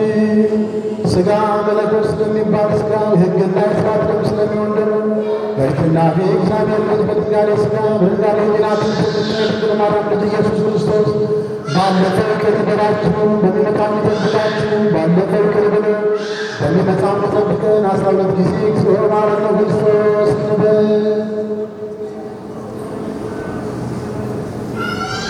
ስለ እናቱ ስለ ድንግል ማርያም ብሎ ይመረን ዘንድ 12 ጊዜ በእንተ እግዝእትነ ማርያም መሐረነ ክርስቶስ እንበል።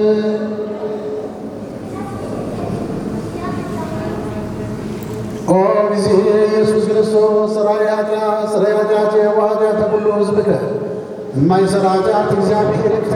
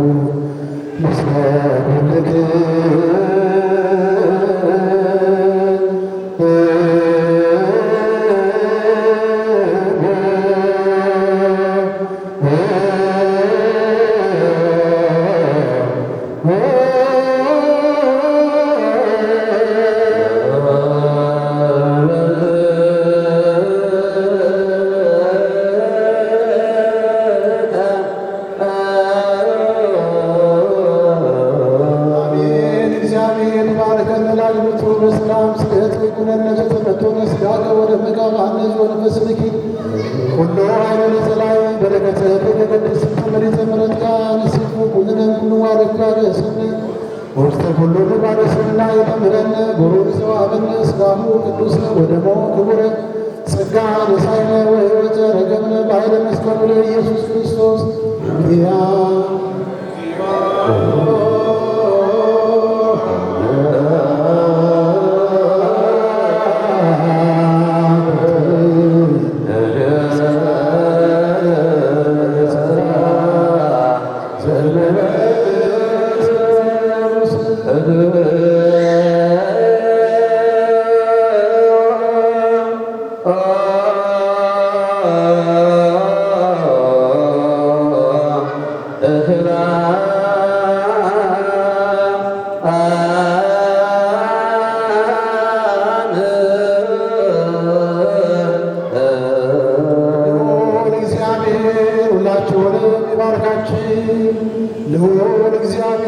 ሁላችሁንም ይባርካችሁ።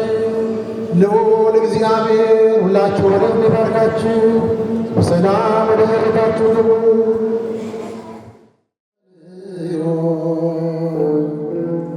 ድንግል ማርያም ሄደች ያለች ወዮ ስለ ልጇ ስለ መከራዋ ያስገርም ነበረ የፈሰሰ እንባዋ። ስለ ልጇ ሐዘን ስለ መከራዋ ያስገርም ነበረ የፈሰሰ እንባዋ። ዮሐንስን ይዛ ወደ ቀራንዮ ድንግል ማርያም ሄደች እያለች ወዮ ስለ ልጇ ሐዘን ስለ መከራዋ ያስገርም ነበረ የፈሰሰ እንባዋ።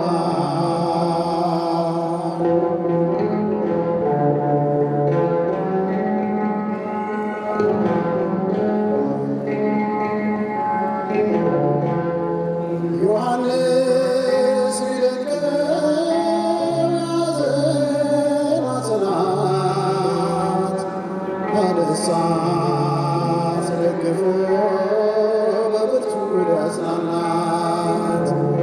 ድንግልም አለችው ልጄ አሳዘነኝ፣ እህት ወንድም የለም ላልቅስለት ተወኝ።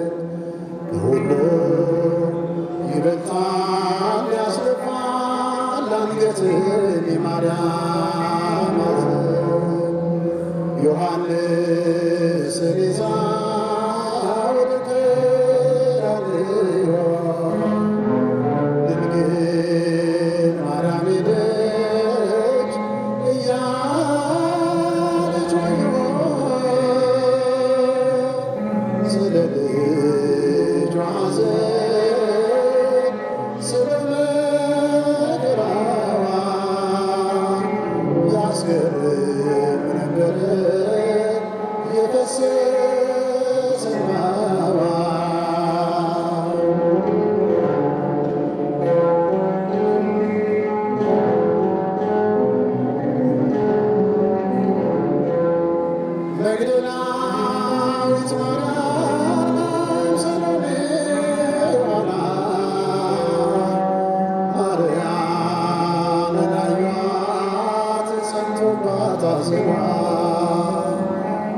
ልቅሶ አጣይም ተለቅቶ ልባቸው እንባና በሰሱ ውለታው ገብቷቸው ሁሉ ይበልጣል ያስደፋል አንገት